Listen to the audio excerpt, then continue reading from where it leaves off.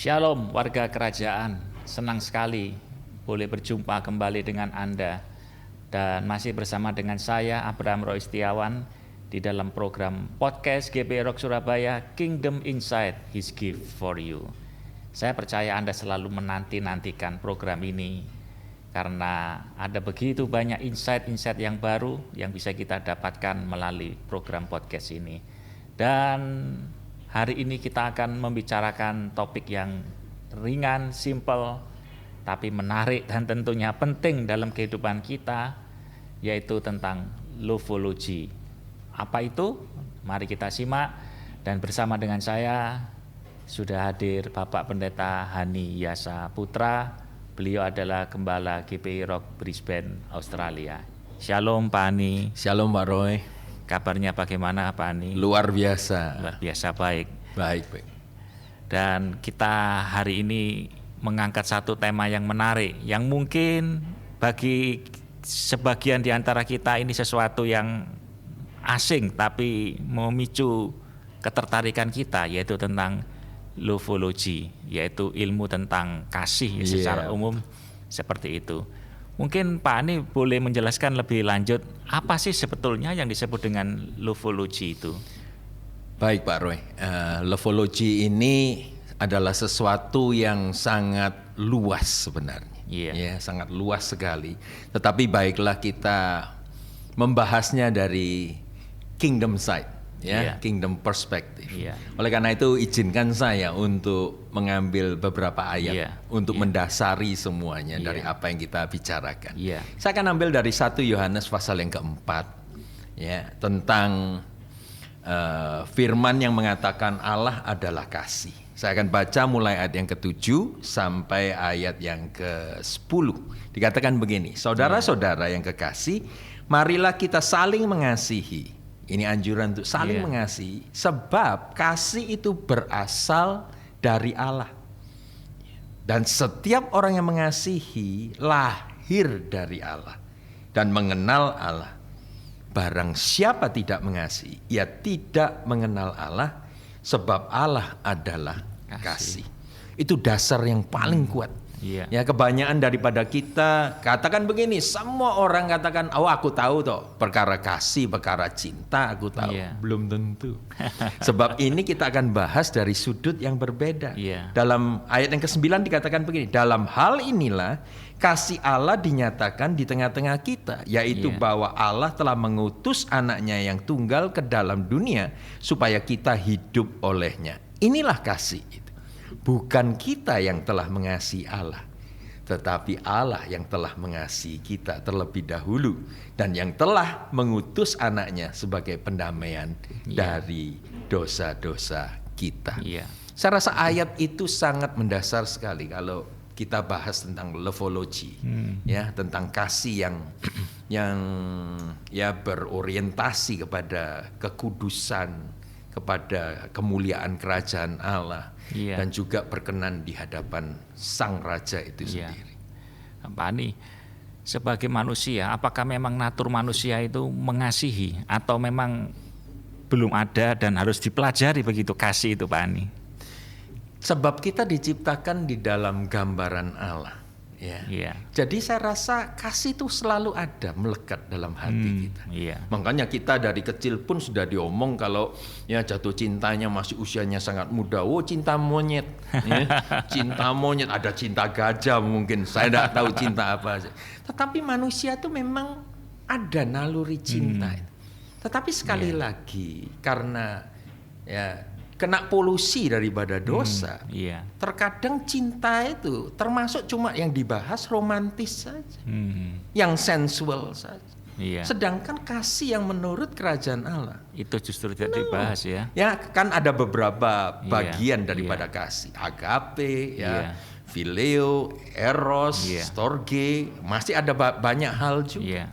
Jadi saya rasa bahwa manusia memang memiliki kasih, Pak Roy. Tapi kasih yang mana? Kan tanda tanyanya kan begitu. Sekalipun orang itu dendam dan seterusnya, sebetulnya masih ada kasih di dalam dirinya itu Jadi saya rasa begini, bahwa firman Tuhan jelas sekali mengatakan bahwa kasih itu berasal dari Allah. Iya. Nah, ini kita bicara tentang kasih yang sejati. Ya, bahasa Alkitabnya sih agape. Ya, Iya. phileo juga ada. Ya, istilahnya kasih antara sesama. Iya. Tapi di bawah terangnya kekudusan. Iya. Nah, saya ingin untuk semua mengerti bahwa kasih yang sebenarnya, yang sejati, yang akan mendatangkan berkat itu adalah kasih yang daripada Allah. Iya. Sebab Allah adalah kasih. Iya. Dan kita semua tentu saja sudah mengalami hal itu, Pak Andi. Kasih dari Allah itu, kita sudah mengalami hal itu. Sehingga seharusnya tidak sulit bagi kita untuk membagikannya kepada orang lain. Benar sekali. Ya, tetapi yang menjadi satu problema dalam kehidupan kita, ya, kehidupan kita kan punya progresi, ya, istilah progression, ya. Istilahnya bertumbuh begitu. Nah, dalam pertumbuhan ini kita kadang-kadang menghadapi tabrakan dengan sesama lah, disakiti, dikhianati. Nah, sampai seberapa banyak kasih itu masih tersisa. Kadang-kadang orang yang dahulunya suka mengasihi, suka memberi, suka melayani, akhirnya sakit hati. Karena tidak tahu apa yang bisa, ya, mereka bisa cari jalan keluarnya gimana. Karena ini manusia. Emosi kita ini bisa berdarah-darah. Dengan adanya kasih yang terbalik istilahnya. Kasih kok jahat begini. Kita bisa merasakan, loh, kasih kok bisa jahat begini. Tapi mereka tidak tahu bahwa itu bukan kasih yang sebenarnya, yang Tuhan katakan. Allah adalah kasih. Kemudian Pak Andi, kita sekarang bicara soal person, ya, soal pribadi. Baik. Ya. Apa kaitannya Lovology ini dengan para singles, katakanlah seperti itu? Penting sekali untuk anak-anak muda yang sedang, kalau boleh saya katakan, adalah yang sedang merindukan untuk mengalami kasih sejati. Nah, yang pertama adalah, kalau andai kata Anda sedang mencari seseorang yang akan saudara, ya, ambil sebagai future wife, future husband, ya, saya percaya satu hal, biarlah saudara dengarkan begini. You have to start right. Kita harus memulai dengan benar. Ya, bagaimana caranya memulai dengan benar? Ya, kita bertanya, kita berdoa, kita minta kepada Tuhan akan pasangan hidup kita. Ya. Kemudian mungkin Tuhan begitu murah hati, Tuhan berikan. Ya, beberapa orang yang lewat begitu. Tapi saudara dengan kesaksian roh sendiri, saya rasa begini, saudara harus menjaga hati. Dalam penjagaan hati ini menimbang dalam roh. Mana yang Tuhan inginkan saudara untuk meneruskan hubungan. Perhatikan ini, jangan tergoda dengan nafsu, jangan terpolusi dengan nafsu. Kadang-kadang kita ini manusia condong untuk memilih berdasarkan apa yang itu, ya, berdasarkan nampak nafsu di luar, ya, fisik. Tetapi Tuhan lebih condong untuk saudara menimbang hatinya. Apakah hati itu bisa klop? Apakah hati itu bisa sama-sama untuk membawa visi saudara hidup apa? Loh, kalau kita menikah, kalau kita tidak punya visi, cilaka Pak Roy. Ya, kita bawa anaknya orang, kemudian kita katakan kita mau kemana? Wah, tidak tahu. Bisa dimarahin mertua, bisa-bisa. Ya, toh, kan tidak mungkin. Nah, saya rasa bahwa kita harus mempertimbangkan hati kita. Kemudian kita harus hindari hubungan badan, ya, yang sensual selama kita PDKT. Selama pendekatan ini kita harus jauhkan daripada nafsu orang muda. Ya, tentunya dengan pertolongan daripada Tuhan sendiri. Nah, hubungan ini pun harus diketahui oleh orang tua masing-masing dan mendapatkan restu dan berkat. Ya, jadi kita hidup di dalam terangnya Tuhan. Ya, itu yang pertama, kita harus memulai start right. Yang kedua adalah kita harus open. Openness ini penting. Ya, openness ini adalah keterbukaan tanpa ada rahasia. Misalnya, kalau kita sedang punya reserve, ya, istilahnya reserve beberapa orang yang kita sedang pilih, ya, Senin ke ini, Selasa ke itu, ya, Rebu ke ini, gantian, ya, gantian, Ya boleh Nena ngomong playboy atau playgirl, nggak bisa. Iya. Kita itu berarti kita nggak mungkin ngomong rahasianya ini kepada ini dan orang ini bahkan menerima saudara tetap, nggak mungkin. Iya. Nah kita harus open itu, tell the truth, mengatakan apa yang benar. Dan saudara sebelum ingin meneruskan hubungan ini, saudara harus menetapkan hati terlebih dahulu. Iya. Siapa yang Anda pilih? Siapa yang cocok? Nah kemudian yang step yang selanjutnya kalau hubungan lebih dekat lagi adalah kita harus pray together.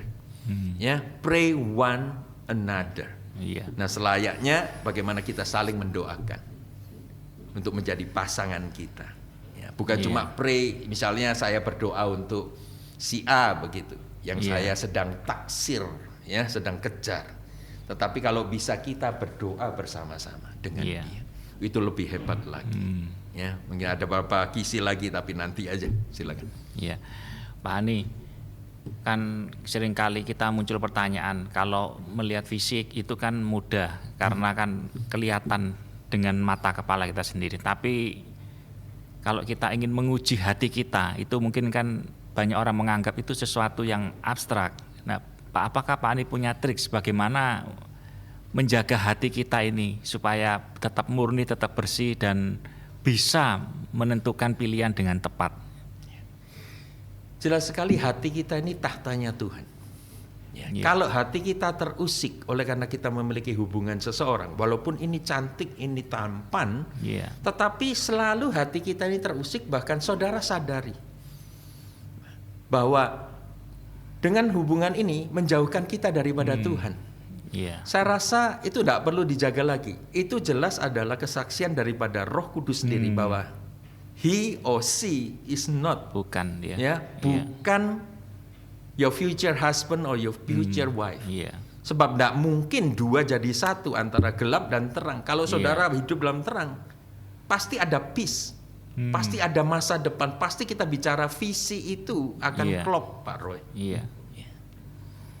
Jadi artinya Roh Kudus pasti akan berbicara di dalam hati kita, begitu ya. Tinggal apakah kita peka atau tidak. Ya, itu yang harus kita maintain ya, kepekaan hati kita kepada Tuhan.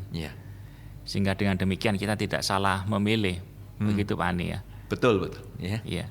Nah, pada waktu masih single, apakah kita juga perlu menerapkan seperti kesetiaan di dalam pasangan kita, calon pasangan kita? Apakah itu perlu, Pak Ani? Sangat penting sekali. Dan saya rasa itu yang menjadi sesuatu yang Tuhan lihat dan Tuhan berkati dalam hubungan.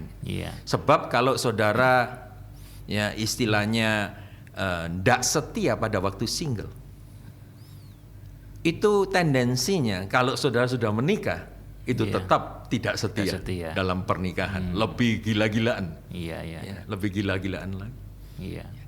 Terutama dalam zaman sekarang ini istilahnya flirting.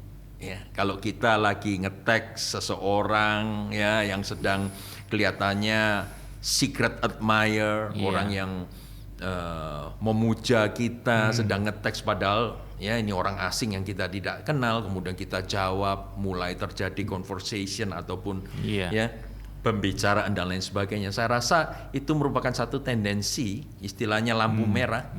Hati-hati dengan kesetiaan. Engkau sedang selingkuh sebenarnya itu. Ya, kalau engkau flirting itu, engkau sedang membuka dirimu untuk setan bisa masuk dan menghancurkan hubungan yang kudus.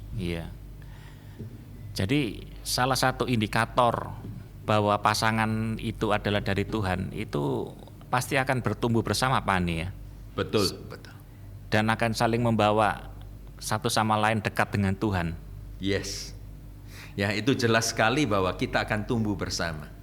Ya, saya mau ceritakan ya, salah satu putra saya pacaran 5 tahun. Ya, suatu saat tiap kali kami sebagai orang tua karena usianya memang sudah cukup untuk menikah, kami mau meminta dia, istilahnya meminta pacarnya dia. Tapi dia selalu ngomong begini, just wait. Selalu katakan tunggu. Aku belum siap. Heran sekali. Saya pikir sudah 5 tahun. Dan akhirnya memang suatu saat mereka putus. Mereka putus.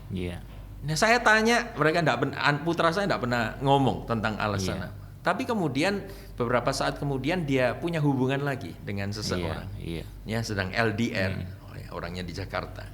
Dan saat ini saya ngomong begini, ya gimana hubunganmu? Oh dia langsung ngomong, aku akan nikah tahun depan. Wow, saya sendiri terkejut. Loh bagaimana kamu bisa ngomong begitu? Iya aku dengan anak ini, ya aku dengan anak ini, aku bisa bertumbuh. Aku bisa klop, aku bisa satu visi, aku bisa melihat masa depanku. Itu tidak bisa keluar dari manusia kita. Itu pasti ada ikut campurnya Tuhan, memberikan visi, memberikan tujuan, dan memberikan satu kesatuan. Dan itu tanda yang paling kuat, Pak Andi. Oh, absolutely. Ya, saya rasa itu luar biasa sekali tandanya itu. Dan saya rasa kalau demikian, ya hubungan itu akan diteruskan. Itu akan membawa satu wawasan di mana kerajaan Allah itu akan diturunkan dalam hubungan ini. Yaitu, ya kita manusia tidak sempurna, Pak Roy. Selalu berbuat kesalahan. Nah di sanalah yang di mana dikatakan kita bisa saling mengampuni. Kalau rumah tangga tidak bisa saling mengampuni, wah itu Armageddon jadi. Ya, jadinya Armageddon. Ya rumah tangga jadi neraka. Tetapi antara suami dan istri, ya istilahnya kalau kita bisa mengampuni satu, akan langgeng, ya sampai ajal memisahkan kita.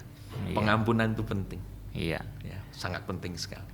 Nah, Pak Andi sudah sempat menyinggung nih soal couples ini, soal pasangan ini. Nah, sekarang apa kaitannya lofologi dengan couples ini, Pak Andi, dengan keluarga-keluarga yang sudah dibentuk oleh Tuhan ini? Nah, biasanya begini. Ya, orang yang sudah menikah itu seperti saya ya, saya kejar istri saya itu 7 tahun sebelum saya nikahi dia. Ya, 3 kali saya broken hearted, 3 kali saya patah hati. Kenapa saya patah hati? Karena pada waktu ada calon lebih baik daripada saya, dia tinggalkan. Dia tinggalkan pacar saya ini, ninggalkan saya untuk langsung hubungan. Tapi Tuhan itu baik sekali, selalu putus. 3 kali, ya. Dia itu berusaha untuk lari dari saya. Tapi sebenarnya Tuhan katakan, loh kalau kamu mau kesenanganmu sendiri, ya ini ada nih. Calon-calonmu ini ada. Tapi kalau engkau ingin kesenanganku, Tuhan ngomong begitu. Engkau harus balik kepada apa yang aku ingin. Ya, aku ingin rencanakan itu. Nah, pada waktu dia sudah saya nikahi, bukan berarti saya memenangkan persaingan itu. Dan kemudian saya taruh seolah-olah istri saya sebagai piala begitu. Saya lihat teman saya jago balap di sini, satu ruangan itu penuh dengan piala. Tapi ketika saya selidiki pialanya berdebu semuanya. Ya, karena tidak tahu disentuh. Istri kita bukanlah piala yang kita tidak bisa sentuh. Istilahnya selesai, sudah menikah, kita tidak perlu mengasihi lagi. Loh, bicara loveology, itu ilmu mengasihi. Jadi saya rasa bahwa kita ini tetap harus mengejar, kita harus tetap mengasihi. Walaupun dia sudah menjadi istri kita, dia sudah menjadi suami kita, kita tetap harus meningkatkan hubungan kita dalam hal kasih. Karena kasih itu sangat luas, sangat luas. Mungkin itu yang saya bisa berikan, Pak Roy. Dan itu tentu saja bertumbuh setiap hari dengan cara kita belajar mengasihi lebih lagi, Pak Ani ya. Ya, benar. Ya, jadi istilahnya kalau kita sudah satu rumah, ya, itu kita ini harus bergerak dalam kecepatan yang sama. Ya, berapa banyak saya tidak nyinggung saudara, tapi berapa banyak istri-istri yang sedang jengkel dengan suaminya yang lelet. Ya, boleh dikatakan tidak pernah keluar sih dari mulut, tapi katakan suamiku males, tidak bisa kerja dan lain sebagainya. Ya. Tetapi kalau boleh saya katakan begini, setiap pernikahan yang ada dalam berkatnya Tuhan, tidaklah selalu jadi pada selesai saudara mengatakan ya janji suci saudara, tidak selesai. Tapi dalam perjalanan kita menuju kepada satu rencana Tuhan, itu barulah kita lihat perubahan demi perubahan. Ya, yang paling penting adalah begini, kita tetap mengasihi pasangan kita. Stay married, walaupun banyak nanti rasanya, aduh aku kok menyesal ya menikah dengan dia, aku tidak tahu sifat aslinya begini. Ya, tetapi kalau itu saudara tahu ya bahwa ini kehendak Tuhan bagi saudara, tetaplah menikah. Saudara akan melihat mujizat apa yang Tuhan bisa lakukan. Amen. Bagi pasangan, ya pasangan kita ini. Iya. Dan setiap pasangan perlu punya visi yang sama, Pak Andi ya. Yes. Destinasi yang sama begitu ya. Yes. Sebab tanpa destinasi kita akan muter-muter seperti bangsa Israel 40 tahun. Dan sudah tahu tuh, Musa aja sampai mau dibunuh, Musa itu sampai mau dilempari, Musa itu sampai mau diapain. Karena tidak punya visi, tidak punya destinasi. Nah, kita yang sudah menikah ini kita harus bergerak dengan satu destinasi. Bahkan tujuan pernikahan itu perlu diingatkan kembali. Bahkan ditingkatkan menjadi satu kesejahteraan bagi para anak dan cucu kita. Karena kita kalau bergerak dalam satu goal, itu akan mendiskon semua gejolak emosi karena macet di tengah jalan. Ya, saya percaya begini, kalau kita satu goal, itu less quarrel. Jadi pertengkaran itu akan didiskon sedemikian rupa sehingga hampir sirna dari kehidupan kita. Karena satu goal. Kadang-kadang kita tidak cocok lah satu dengan yang lainnya, berbeda pendapat gitu. Siapa sih pernikahan siapa yang tidak pernah berbeda pendapat? Kita semua belum sempurna. Kita semua kadang-kadang mengutarakan sesuatu yang menyakiti pasangan kita. Tetapi kalau kita punya satu destinasi, ya kita ngomong, kita harus jadikan anak-anak kita. Kita harus memberikan warisan kepada anak-anak kita. Itu satu destinasi yang akan mendorong kita. Kita akan ignore, kita akan istilahnya tidak gubris lagi perbedaan yang cuma sedikit. Tapi kita tetap stay married, kita akan tetap menikah bersama-sama demi untuk tujuan dan destinasi. Dan namanya pasangan itu kan pasti berbeda satu dengan yang lainnya, Pak Andi ya, punya karakter yang tidak sama begitu ya, punya perilaku yang tidak sama, yang kadang-kadang itu barangkali bisa memicu terjadinya konflik karena kebiasaan-kebiasaan buruk barangkali seperti itu. Nah, bagaimana Pak Andi melihat hal ini?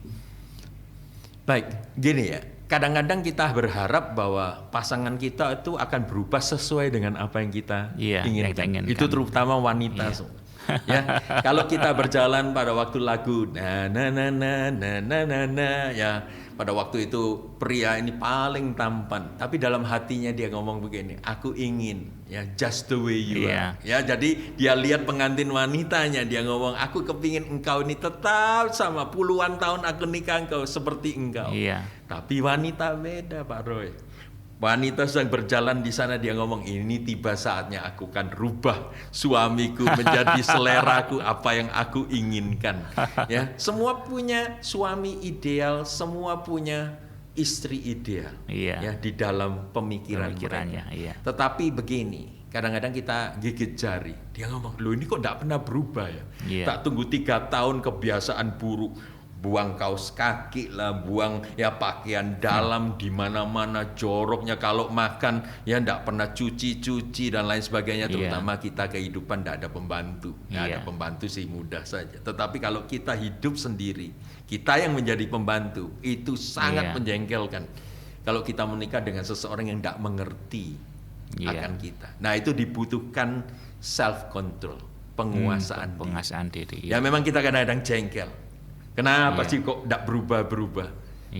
Kadang-kadang saya pernah ngomel perkara pencet odol, Pak Roy. Ini cerita yang saya sering saksikan begini.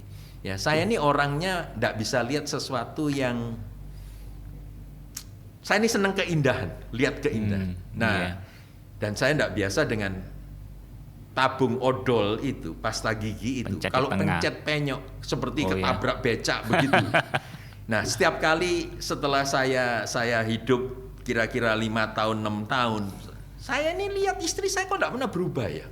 Padahal mencet odol itu kan gampang. Saya dididik dari keluarga yang mencet odol dari bawah sampai ke atas, jadi mulus terus toh.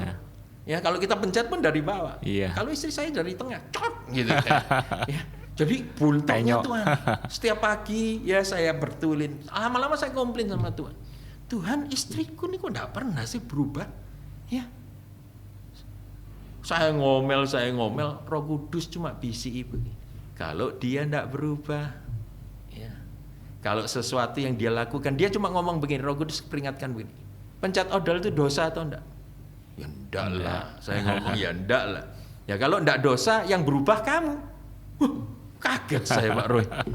Roh Kudus malah nyuruh saya yang berubah. Loh, saya ngomong saya ini cukup sabar loh. Ya. Tapi akhirnya apa? Tuhan berikan hikmat juga.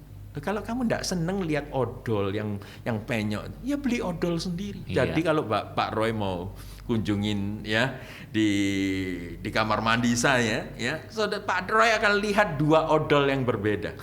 Jadi saya kalau begitu pagi-pagi mau sikat gigi dan lain sebagainya masuk, lihat odol dia saya agak gitu. Tapi lihat odol saya senang. Ya sudah. Itu mempersiapkan saya untuk bisa bersaat teduh dengan hati yang benar. Ya. Jadi itu hikmatnya. Tapi kadang-kadang saya tetap perbaiki odol daripada istri saya. Nah itu kadang-kadang kita ngomongin, kita nikah berapa tahun pun, sometimes tidak bisa berubah. Apa yang kita harus lakukan? Ya penguasaan diri. Menerima satu sama lain, Pak. Absolutely. Kita harus telan kelemahan mereka, bukankah kasih menutupi banyak pelanggaran dosa? Ya toh? Iya, betul. Ya, istilahnya banyak pelanggaran juga. Iya. Saya pernah dengar cerita dari gembala senior kita Pak Arifin. Pak Arifin selalu cerita bahwa selalu menutup harinya dengan Bu Vivi itu tertawa, humor terbahak-bahak begitu. Ya. Apakah itu juga menjadi salah satu cara Pak Ani untuk melanggengkan hubungan itu dengan sense of humor itu, Pak Ani? Tentu saja, ya. Kita ini ngadepin hidup ini makin lama makin keras, makin lama makin susah. Tapi kalau kita tidak dipenuhi dengan humor, kita stres terus, kita ngomong gini, hidup ini susah. Coba berhenti sejenak. Kalau saudara ngomong hidup itu berat, hidup itu susah, dibandingkan dengan apa? Itu pertanyaan saya. Dibandingkan dengan apa? Kita ini orang berdosa straight masuk ke neraka loh. Tapi Tuhan sudah selamatkan kita. Bukankah kita harus ucap syukur? Jadi sebaiknya humor itu menjadi satu kebiasaan, satu lifestyle yang akan menolong kita, mengangkat kita daripada stres kehidupan ini. Pertanyaan saya adalah begini, sering saya berikan pertanyaan kepada couples. Ya. Ingatkah engkau kapan terakhir engkau tertawa, terbahak-bahak? Berdua antara suami istri. Nah ini kita harus sering lakukan, bahkan Pak Arifin dan Ibu Wiwi terus lakukan itu dari hari demi hari. Ya toh? Saya rasa itu merupakan satu seni di mana kita bisa hidup. Life is beautiful. Ya kalau kita penuh dengan humor. Terakhir Pak Ani, tentang Lovology ini, apakah ada pesan khusus bagi warga kerajaan yang sedang berumah tangga maupun kepada rekan-rekan kita yang masih single? Kira-kira pesan apa yang ingin Pak Andi sampaikan? Ya, saya lihat ironinya begini sebelum saya berikan satu kata terakhir adalah begini. When you are single, you see happy couples everywhere. Ketika engkau sedang single, engkau ini banyak melihat, aduh pasangan itu kok bahagia, mesra sekali, bahagia sekali, nyaman sekali. Tetapi banyak kali, ya dikatakan begini, when you are married, you see happy singles everywhere. Ketika engkau menikah, engkau melihat bahwa orang single itu lebih bebas, lebih segala macam.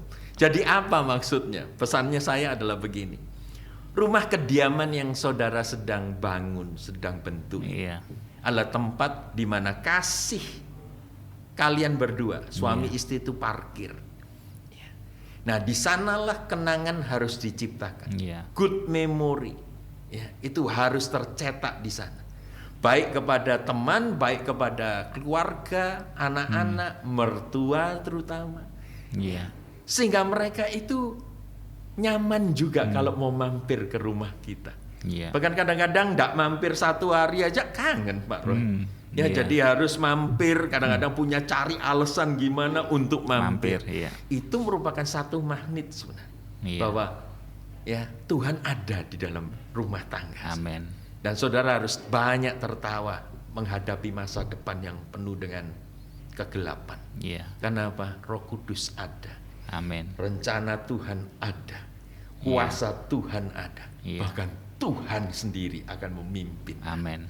Itu yang menjadi satu pedoman bagi saya. Saya berani menghadapi masa depan saya karena Yesus berserta dengan saya. Amin. Bolehkah Pak Andi berdoa bagi kita semuanya untuk menutup sesi ini? Ya, mari kita berdoa. Bapa, terima kasih sekali lagi untuk kasih agape yang sudah Engkau curahkan bagi kami semua. Amin. Tuhan, kami manusia, kami butuh itu. Kami butuh kasih agape-Mu Tuhan. Sehingga kami bisa mengasihi satu dengan yang lainnya. Bahkan kami bisa mengampuni pelanggaran orang lain Tuhan terhadap kami sendiri. Tuhan, terima kasih untuk kasih-Mu yang tidak pernah quit, tidak pernah menyerah. Kalaupun kami sudah quit Tuhan mengasihi Engkau. Hari-hari ini Tuhan bawa rumah tangga Tuhan menjadi lebih mesra lagi, lebih semangat lagi dalam memupuk destinasi, menggapai goal-goal yang mereka pernah punya Tuhan.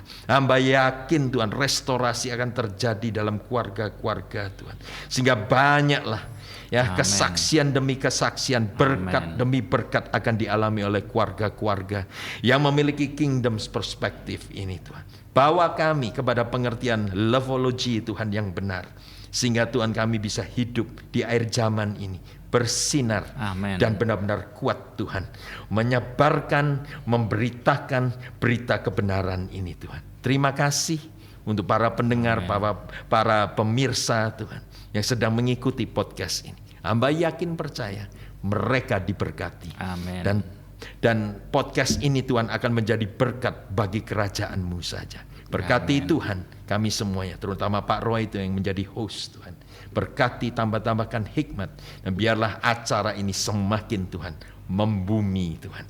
Terima kasih Tuhan, dalam nama Yesus.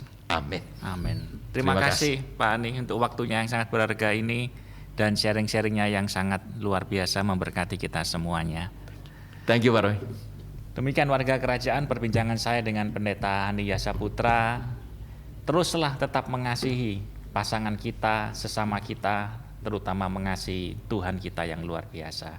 Saksikan terus program podcast berikutnya di dalam Kingdom Insight, His Gift for You.